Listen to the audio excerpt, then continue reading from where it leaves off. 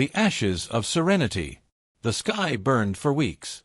What had once been the tranquil blue of Kiruan's heavens was now a canvas of smoke and ash, painted by the relentless fire of the Zeroth Dominion.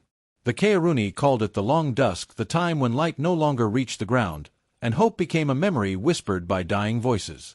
Commander Velia stood on the ridge above the shattered capital, her translucent skin dim under the red glare of the bombardment.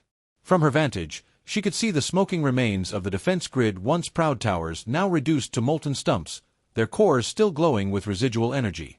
The wind carried the smell of ionized metal and burnt ozone, stinging her lungs with every breath. They had fought. Stars above, they had tried. For months, the Kaeruni resistance had scrambled to repel the Dominion's invasion, a hopeless effort by a species never built for war. The Kaeruni were scholars, engineers, dreamers. Their world had no predators, no natural wars. Evolution had blessed them with grace and empathy, but no instinct for violence. Against the Dominion's machines and plasma artillery, they were as defenseless as leaves in a storm. Velia's voice cracked through her comlink. All sectors report in. Static. Then a few broken replies. Sector 3, silent. Sector 5, overrun. Command grid gone. She shut her eyes, steadying her breath. Around her, the survivors of her command huddled in the ruins, emaciated, trembling, their bioluminescent eyes dull from exhaustion. The city that had once sung with the hum of crystalline spires and floating gardens was now nothing more than a grave. In the bunker below, the last few hundred Kaeruni gathered. Children clung to the legs of their elders. The air was thick with fear and the acrid scent of melted circuitry. On one wall, the remnants of a hollow screen flickered, once displaying tactical maps, now only showing static.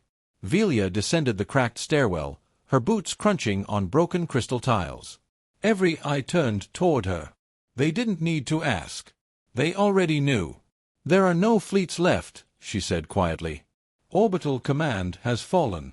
A ripple of despair moved through the crowd like a physical wave. A medic dropped his instruments. Someone sobbed. Someone else whispered, "Then it's over." Velia's gaze swept across them. These were scientists, healers, farmers, not soldiers. She had once been a university scholar herself, studying planetary weather systems before the war consumed her life. Now she was the last commander of a broken people. "It's not over until the last of us is gone," she said. "We hold. We endure." Her words sounded hollow even to her.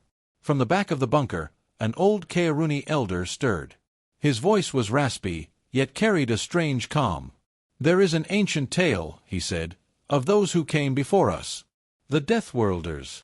The younger ones turned to him with weary curiosity. Velia frowned. "Legends," she muttered. "Stories for frightened hatchlings." "Perhaps," the elder replied, "but every legend begins with a truth. They say the Deathworlders lived on a cursed world, one where storms tore mountains apart and creatures hunted each other endlessly. Yet they survived. They thrived. The Dominion fears them, for they cannot be tamed." Murmurs spread through the chamber. The Kaeruni looked to one another with hesitant wonder, a flicker of belief amid the ruins. But Velia shook her head. No one could survive such a place. No species could live in constant death. Before anyone could respond, the ground trembled violently. Dust rained from the ceiling. Lights flickered out. Some screamed. Others dropped to the floor as another explosion thundered overhead. Velia's calm crackled to life again, a frantic voice shouting over interference. "Commander! Something's entering the atmosphere. Multiple re-entry signatures, not Dominion." She froze. "Say again." "Unknown crafts, high velocity, non-Dominion pattern. They're falling from orbit." The bunker shook again, harder this time. The rumble became a roar, echoing from the surface. Somewhere above, the sky was tearing itself open. Velia climbed back to the ridge. Through the choking haze, she saw streaks of fire, dozens of them blazing through the clouds. Each burned white-hot, trailing plasma tails as they descended. They weren't bombs. They were pods. The elder's voice echoed in her mind. "Deathworlders." One of the children, standing near the entrance, tugged on Velia's sleeve and whispered in a trembling voice, "Commander, The stars are falling. Velia stared upward as the first pod smashed into the valley below, throwing up a wave of molten debris. And in that moment, as the world burned, for the first time in weeks, she felt hope. The Deathworlders. The crater still smoked when they found it. Commander Velia stood on the edge of the impact zone, her visor filtering the heat shimmer that rippled from the blackened ground. The air stank of molten metal and scorched soil, but beneath that, something else. Ozone. Machinery. Life. Around her, a squad of Kaeruni scouts moved cautiously, their thin bodies trembling under the weight of the heat-resistant armor. They were not soldiers by nature, and the way they clutched their rifles made that painfully clear. Yet none of them turned back. Curiosity, or perhaps desperation, pushed them forward. The crater was vast, nearly 100 meters wide, its rim glazed to glass from the force of re-entry. At its center sat a dark, angular structure half-buried, half-melted like some great beast that had clawed its way down from the heavens. "What is it?" one of the scouts asked, voice thin and fearful. Velia scanned it with her wrist pad. Metallic hull. Unknown alloy composition. Energy readings high, but stable. Whatever it is, it's not Dominion tech. Before she could say more, the structure moved. A grinding hiss of hydraulics echoed through the crater. A hatch split open, releasing a wave of pressurized steam that rolled out like fog. The Kaeruni froze. Their weapons shook. Then figures emerged. Tall, broad, armored from head to toe in matte black exosuits. Their movements were heavy, deliberate. The Kaeruni watched in awe as the newcomers spread out, scanning the surroundings with glowing blue visors. Their presence radiated a kind of pressure, not aggression, but sheer, raw gravity of being. One of them tapped the side of their helmet, muttering through a comlink. The language was strange, guttural, rhythmic, full of hard consonants. Velia's translator stuttered before catching a few words. Atmosphere toxic, radiation high. Standard field op. Nothing we haven't seen. Then the tallest figure removed their helmet. Velia gasped. The being's skin was a deep bronze, marred with scars. Their hair was dark, short, and their eyes, those piercing, almost feral eyes, scanned the alien landscape without fear. The air that seared Kaeruni lungs didn't seem to bother them at all. "Captain Reyes," the being said, turning to the others.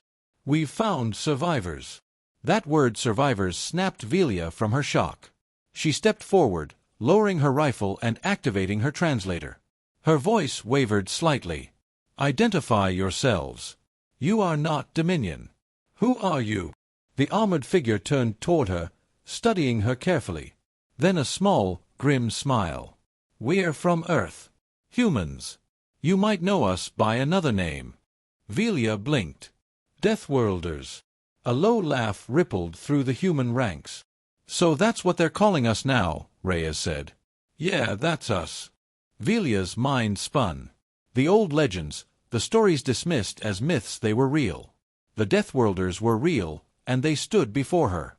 "You came here. Why?" "Your distress call," Reyes replied simply. "We heard it. Didn't sit right, leaving another world to die." Behind him, more humans emerged from their drop pods, engineers, medics, soldiers. They began setting up perimeter drones and triage tents, moving with practiced precision even as the ground quaked beneath their boots. To the Kaeruni, they seemed unstoppable creatures molded by war, yet strangely gentle when they spoke. One human medic knelt beside a wounded Kaeruni and removed his gauntlet, revealing a hand calloused and scarred but steady as he treated the injury. "Easy," the medic said softly. "You're safe now." The Kaeruni flinched at the touch, the warmth, the strange pulse of life that radiated through the human skin. From the ridge, Velia watched them work, her disbelief slowly melting into cautious awe. The Dominion had conquered every world they'd touched until now. Because now, these beings stood on Kiruan soil. She turned back to Reyes. "You intend to fight them?" He adjusted his gauntlet, glancing up at the red sky where Dominion ships drifted like vultures. "That's what we do. But you're few. The Dominion fleet numbers in the thousands." Reyes smirked. "We've faced worse odds. The trick isn't numbers. It's will." Velia studied him. Something was terrifying in his calm, not arrogance, but certainty. The kind that only came from a species forged in constant struggle. "Tell me something, Captain," she said quietly. "Your world, Earth, is it truly as dangerous as the legends say?" He looked at her for a long moment, then laughed a deep, rough sound that somehow broke the tension. "Dangerous? Lady, on Earth, everything wants to kill you: the weather, the water, the plants, even your own mistakes.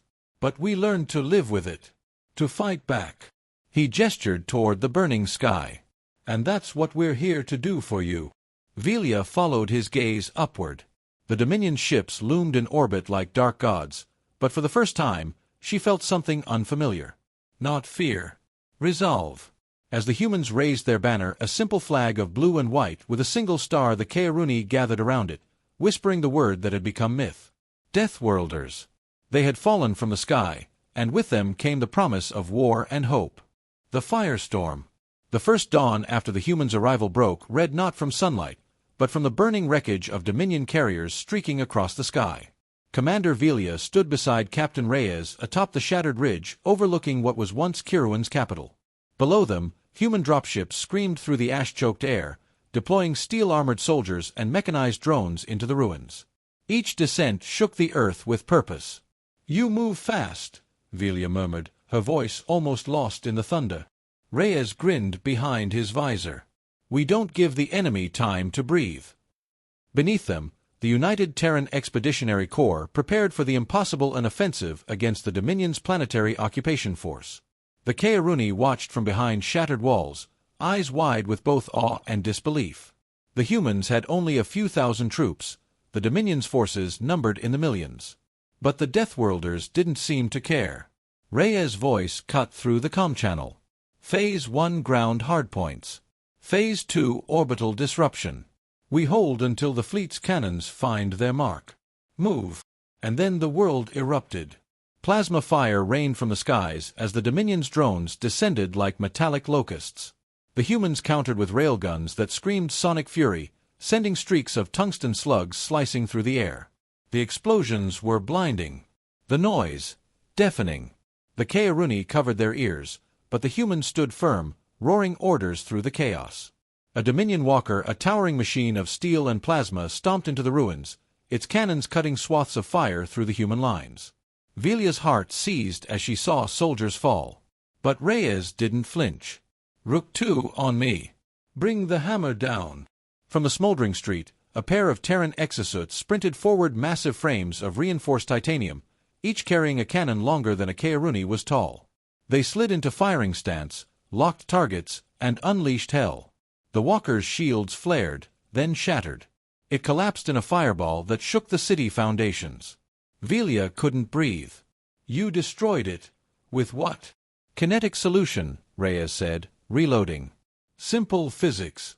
If it moves, hit it harder." The humans laughed over their comms, actual laughter in the middle of battle. Velia stared at them, horrified and fascinated all at once. How could they laugh while the world burned around them? Hours passed in blood and smoke. The humans fought like living storms, reckless, unstoppable, terrifyingly alive. They didn't retreat. They adapted. When Dominion snipers pinned them down, humans climbed rooftops and charged through debris. When plasma scorched their armor, they patched wounds and fought bare-handed if they had to. One Kaeruni medic, tending to the wounded, whispered in awe. "Their pain tolerance, it defies biology. They keep fighting even when broken." Near sundown, Velia found herself fighting beside Reyes in the ruins of a fallen tower. The air shimmered with heat. Dominion troopers closed in, their armor gleaming with crimson energy. "We're surrounded," Velia shouted. "Good," Reyes barked, grinning. "Means they can't miss us." He hurled a grenade, and the world flashed white. Dominion troops scattered, their formation broken. Reyes charged forward, swinging the butt of his rifle like a club, smashing through alien armor with raw fury. For a fleeting moment, Velia thought him mad until she realized the madness worked. The humans didn't just fight wars, they survived them, shaped by a planet that tried to kill them every day. Through the smoke, a human gunship roared overhead, streaking plasma rounds across the enemy line. Velia heard the pilot's voice crackle through the comms, a woman laughing wildly as she dove toward certain death. Deathworlders, baby! Let's light it up! The sky itself became a battlefield, Dominion frigates descending through the atmosphere to strike at the humans directly. But waiting for them were the Terran carriers in low orbit, unleashing counter-barrages of railgun fire that split the clouds with burning light. Pieces of broken ships rained down like meteors. The ground shook as Dominion mechs retreated, their command nodes silenced. By nightfall, silence finally fell. Smoke rose from the horizon, painting the sky a dull orange. Kaeruni survivors stepped out from their shelters, dazed, as the humans regrouped. Velia found Reyes standing amid the ruins, his armor scorched, his helmet tucked under one arm. Blood streaked his cheek, but he smiled the tired, satisfied smile of someone who had wrestled death and won. He drove a Terran flag into the ground, blue and white, its single star glinting through the haze. "This world stands free," he said quietly. "Let the Dominion remember that." Velia stared at the flag, then at the humans gathering around it. Her voice trembled when she finally spoke. "You fought like chaos itself, and yet you saved us." Reyes looked at her with steady eyes. "That's what Deathworlders do." In the distance, the last Dominion ship broke apart in the upper atmosphere, a burning trail across the dark. For the first time in living memory, the sky of Kiruan was beautiful again. And in that light, surrounded by warriors who had fallen from the stars, Velia finally understood the truth of the legends. The Deathworlders had come, and with them, hope had learned to fight. After the storm, the war ended not with a final explosion, but with silence. For the first time in months, the skies over Kiruan were clear. No Dominion ships, no fire raining from orbit, only the faint hum of the wind sweeping through the shattered towers. The once glowing capital lay in ruins, yet within its ashes, life had begun to stir again. Commander Velia stood beside Captain Reyes on what remained of the central spire, now repurposed as a communications post. From this height, she could see humans and Kaeruni working side by side, rebuilding walls, clearing debris, and planting new bioluminescent crystals to replace those that had been shattered in the bombardment. "You rebuild fast," Reyes said, his tone light but weary. "We have much to learn from you," Velia replied softly. "Especially how to keep going when the world falls apart." Reyes gave a small grin, though his eyes told another story. The Terrans had won, yes, but not without cost. Dozens of his soldiers lay buried beneath Kiruan soil, their names etched into a slab of polished crystal beside the river.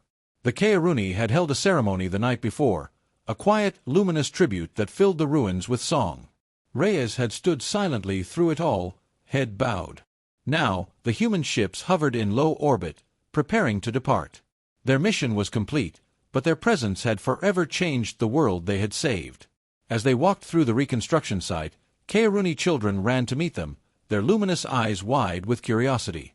One of them, no older than 6, reached up to touch the metal of Reyes' gauntlet. "Is it true," the child asked, "that your world tries to kill you?" Reyes knelt down, his expression softening. "Every day," he said. "But we learned something important. You don't stop living just because your world's hard. You fight back. You build anyway." The child nodded solemnly, then handed him a glowing flower grown from Kiruan's irradiated soil. "Then take this. It grew where nothing should." Reyes smiled faintly and tucked it into his armor. "Then we're not so different." Velia watched the exchange, her chest tightening with quiet emotion. "You've given us more than victory, Captain. You've given us the will to stand again." Reyes shrugged. "We didn't give you anything. You already had it. You just needed to remember." They stopped near the memorial of 2 sons, recently erected in the city's heart. The monument depicted 2 figures carved from dark stone, one Kaeruni, one human standing side by side, looking upward into the heavens. The twin sons of Kiruan reflected off their surfaces, giving the illusion of movement, as if both statues still watched the sky for threats or hope. An elderly Kaeruni approached, the same one who had once told the tale of the Deathworlders in the bunker's gloom. He bowed low before Reyes. "We spoke your name in myth," the elder said. "We thought you only a story. Now, we see you are real and terrifyingly alive." Reyes chuckled. "We're just stubborn animals, old one. The universe tried to kill us a few too many times, and we never learned how to quit." The elder smiled, faintly glowing eyes filled with gratitude. Then may your stubbornness guard the stars. As dusk settled, the last of the Terran dropships powered up. The low thrum of their engines filled the air like a heartbeat. Velia turned to Reyes, her throat tightening. "Will you return?" He adjusted his gauntlet and looked out at the horizon, where Kirwan's twin suns dipped below the ridges. "Maybe someday. When the Dominion tries again, or when you've built something worth showing the galaxy." Velia reached into a pouch at her waist and produced a shard of crystalline or shimmering faintly with Kirwan's soft biolight. She pressed it into his hand. "A piece of our world," she said. "So you remember what you saved." Reyes looked at it for a long moment, then nodded. "And a reminder of why we fight." He turned to board the transport. The engines roared to life, lifting the ship skyward in a blaze of dust and light. Around her, the Kaeruni watched silently as the fleet ascended, the same way they had fallen weeks before, but this time, leaving behind not destruction, but hope. As the last ship vanished into the dark, Velia looked up. The night sky was clearer than she had ever seen it. The stars shimmered bright and fierce, and somewhere among them, Earth orbited its own brutal sun, home of the Deathworlders. "They thought all hope was lost," she whispered to herself. Then Deathworlders fell from the sky, and hope learned to fight back. The wind swept through the broken city, carrying her words into the night. And though the Deathworlders were gone, their fire remained, burning quietly in the hearts of those they had saved.